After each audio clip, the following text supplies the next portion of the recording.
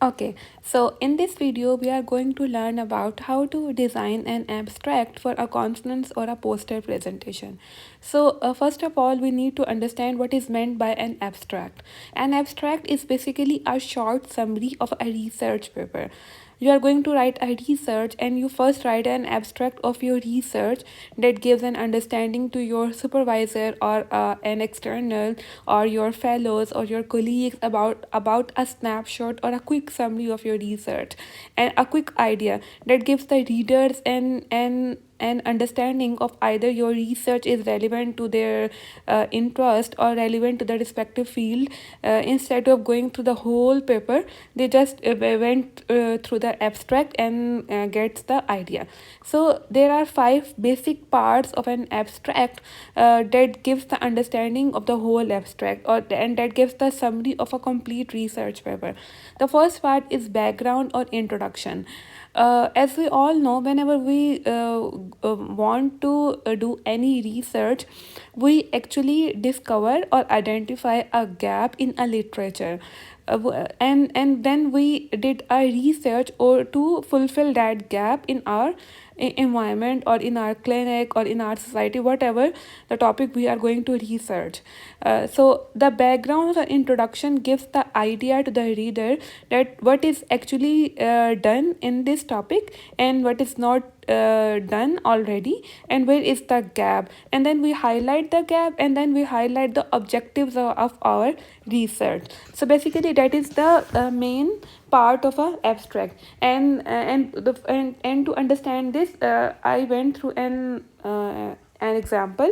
So this is an example of my research paper where I did a research on burn wounds. So basically, I identify a gap that Pakistani mothers lack the basic first aid care for their child when the child went through any burn injury in home environment. So that is the gap, and I identify the gap. So what did I write in an introduction or a background? So basically, the background or introduction always start with an introductory sentence. An introductory sentence or a first sentence is basically the sentence that gives the introduction of your whole topic. You cannot write it like previous research said that, and my understanding said that, or any quotation or whatever. You always write an introductory sentence that gives the introduction of your whole research. So my introductory sentence is that Pakistan is a country where female labor force is lowest in the region. So that is the introduction of my research, that mothers lack the first aid care because they spend whole of the time at home. They lack the basic education, and they do not know how to provide the first aid management to the burn injury or any kind of the wound. So that is my introductory sentence. And then the leading sentence, that actually uh, collaborates with or join with the previous sentence.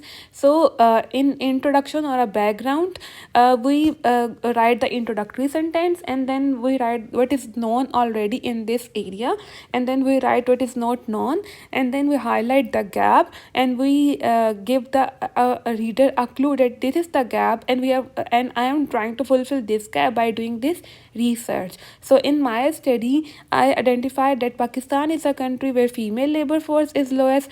So when female labor force is lowest, it means that women spend most of the time at home, and they supervise their preschool children that are usually at home, not in daycares. So basically, these preschool children are more susceptible to burn injury, and mothers lack the basic first aid care in such circumstances. So I highlight the gap that mothers lack the basic first aid care in case of any home based injury, and my gap then link with the objective of the research.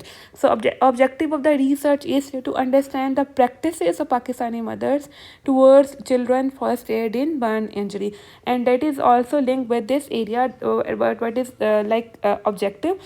Objective should always be a single line, and it is very concise and clear in words. So my objective is to understand the practices of Pakistani mothers towards children first aid in burn injury.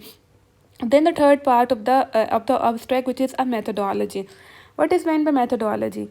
Methodology is basically the method or a way you are going to do the following research.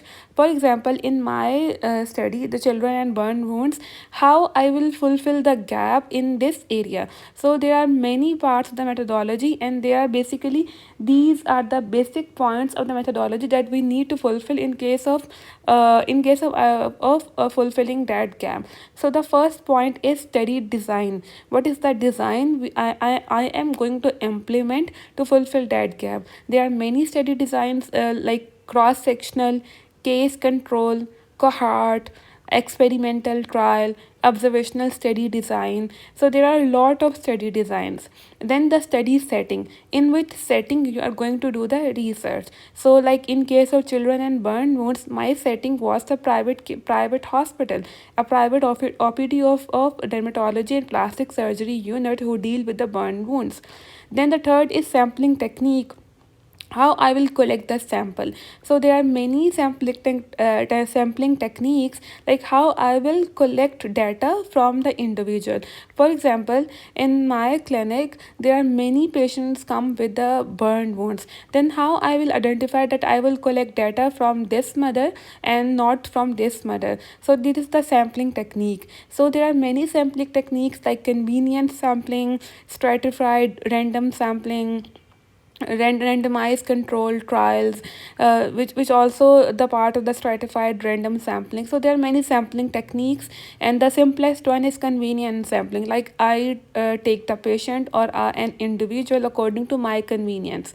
Then the fourth part is study population. What are going to my population? So in this study, like children and burn wounds, my population was the mothers who came to the clinic with their child who had a burn injury. So your study population will be according to your research. Then the inclusion and exclusion criteria. Inclusion criteria means those a person who will be the part of your research, and the exclusion criteria are those person who will not be the part of your research.